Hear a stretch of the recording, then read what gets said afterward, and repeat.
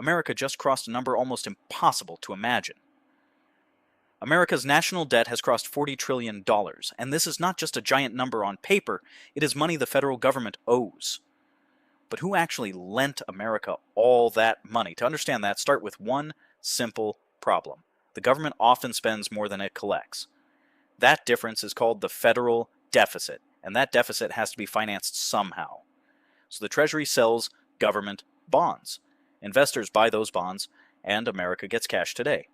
In exchange, America promises to repay them, plus interest. And this is where the story gets expensive, because the debt does not just sit there, it has to be rolled over and serviced, and the larger the debt becomes, the larger the potential interest bill, and America has reached an extraordinary scale.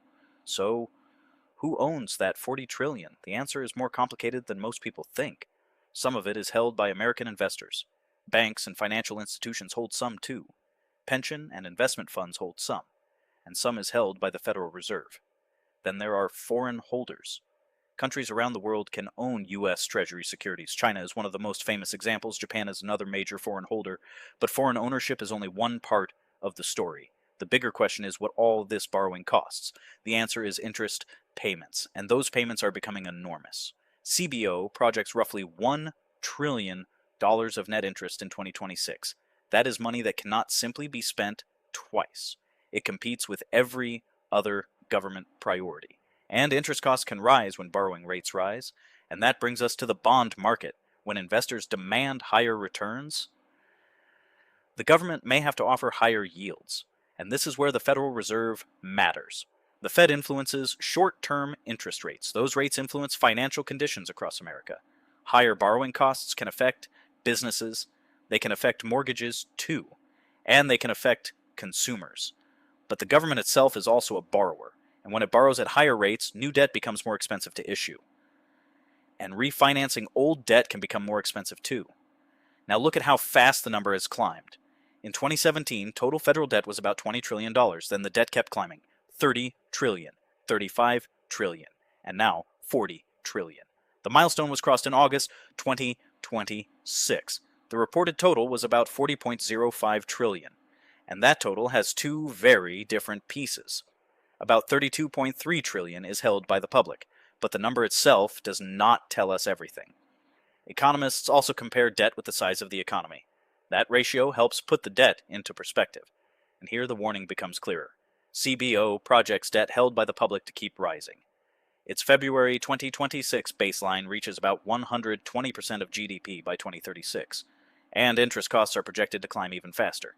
CBO projects net interest around $2.1 trillion by 2036. That is why the interest bill matters so much, because every dollar spent on interest has an opportunity cost. Now imagine Treasury yields move higher. New government borrowing becomes more costly. Existing debt eventually has to be refinanced. If the new rate is higher, the interest bill can grow. That creates a feedback problem. More debt can mean more interest. More interest can mean a larger deficit, and a larger deficit means more borrowing, and the cycle can continue. But that does not mean an immediate collapse is inevitable. America still has something extremely valuable, a huge and highly developed economy, and the dollar remains central to global finance. That helps keep demand for Treasury securities strong. But strong demand is not the same as unlimited demand. Investors still care about inflation, growth, and fiscal policy. If investors become more worried, they can demand higher yields. And higher yields mean higher borrowing costs. That can put even more pressure on the federal budget, and that is the real issue. America has several possible ways forward. It can reduce spending, it can raise more revenue, it can try to grow the economy faster than the debt, or it can hope borrowing costs eventually fall. But none of these solutions is painless, because eventually someone bears the economic cost through taxes, inflation, slower growth, or reduced government spending. So the real question is not simply, is 40 trillion too much? It is, how much longer can America afford to keep borrowing?